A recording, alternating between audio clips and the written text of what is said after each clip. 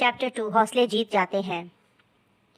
Nutra ने कहा था, जब चलना मुश्किल होता है तब भी हौसलामंद लोग चलते रहते हैं। जब सड़क खराब होती है तो हौसलामंद लोग आगे आ जाते हैं, वो जीतते हैं, वो जिंदा रहते हैं, वो सबसे ऊपर आ जाते हैं। लोग आलूओं की तरह होते हैं। जब आलूओं की फसल काट ली जाती है तो उन्हें ज़मीन पर फैलाकर छांटा जाता है ताकि मार्केट में ज़्यादा से ज़्यादा कीमत हासिल हो सके।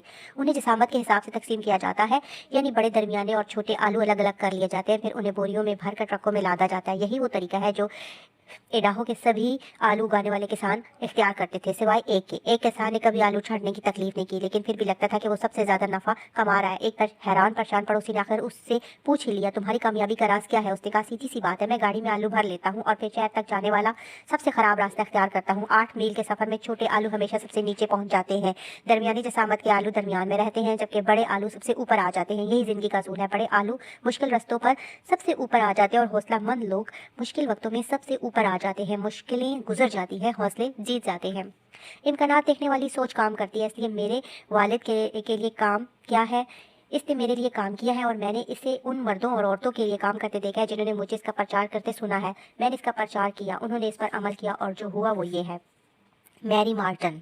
जब मैं इस किताब पर काम कर रहा था तो मुझे खूबसूरत खत मिला। ये एक खातून ने लिखा था जिससे मैं कभी नहीं मिला था, मगर दूर से ही उसका परिस्तार था। 6 बार मैरी मार्टन की तस्वीर लाइफ मैगजीन के कवर पर छपी है। जब वो पीटर पैन के रूप में ब्रॉडवे में स्टेज पर उड़ती थी, या फिर साउथ पैसिफिक में नीली फारबिश के रूप में आती थी, या फिर साउंड ऑफ म्यूजिक के असल ब्रॉडवे प्रोडक्शन में मारिया वान ट्रैप के रूप में अपने फन का मुजाहरा करती थी, तो अमेरिका के लोग उसे बेइंतहा चाहते थे।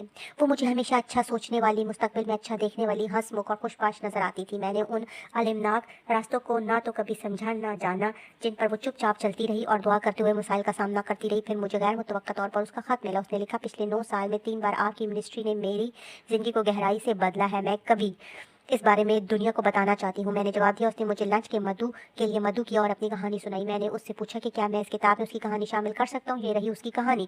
इम्कानात देखने वाली सोच के जिन असूलों के बारे में मैंने आपकी टेलीविजन मिनिस्ट्री पर सुना, उन्होंने 9 साल पहले अपने प्यारे शौहर रिचर्ड हॉलीडे से जुदाई के गम को बर्दाश्त करने में मेरी मदद की। मेरा यकीन करें, वो बहुत मुश्किल वक्त था।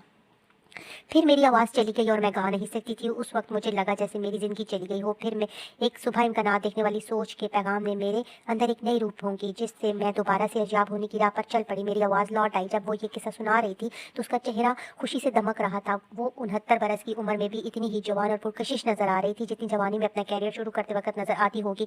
मुझे यकीन नहीं आ रहा था कि वो चंद हफ्ते पहले ही अस्पताल से वापस आई है, जहाँ वो एक कार हादसे के बाद दाखिल थी जिसमें एक शख्स की जान चली गई थी और 2 अफराद शदीद जख्मी हुए थे। मैंने टुडे शो में कुछ दिन पहले ही उसका इंटरव्यू देखा था और वो वॉकर के सहारे चल रही थी। आखिर को उसकी प्लेओस 2 जगह से टूटी थी और वो मौत को छुप के वापस आई थी। अब वो अपनी 69वीं सालगिरह मनाने के बाद वो न सिर्फ ठीक हो चुकी है बल्कि लंगड़ाए बगैर चलती है। उसने खुलकर हंसते हुए कहा, जाहिर है मुझे आर्थराइटिस और मोतियाबिंद की शिकायत तो है। उसकी जगमग करती आंखें जिनसे जवानी और बेइंतहा खुशी छलक रही थी, एक तरह से उसकी बात को जुटला रही थी। फिर उसने मुझे चंद महीने पहले होने वाले खौफनाक हादसे की रुदात सुनाई। वो अपनी अजीज तरीन सहेली जेनियट गाइनर और अपनी अजीज तरीन दोस्त और मैनेजर बेन वाशर के साथ सैन फ्रांसिस्को में एक टैक्सी में बैठी। बैन ने इस्रार किया, मैरी पहले तुम बैठो। मैंने उसकी बात मान ली। फिर बैन ने जेनेट से कहा, अब तुम बैठो, और जेनेट पीछे की सीट पर बीच में बैठ गई।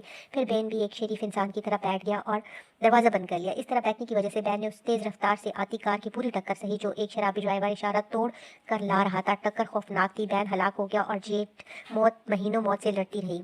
आखिरकार वो इतनी ठीक हो गई कि क्रिसमस के लिए पाम स्प्रिंग में अपने घर लौट आई। मैं सोचती हूँ शायद वो मेरा सबसे मुश्किल वक्त था। मेरी मार्जन ने कहा। अंकों की चमक को कम किए बगैर उसने अपनी पूरी बात जारी रखी। लेकिन जैसा कि आप कहते हैं, मुश्किलें गुजर जाती हैं, हौसले जीत जाते हैं। और आप जानते हैं, मैं एक हौसलामंद टेक्सास वाली हूँ।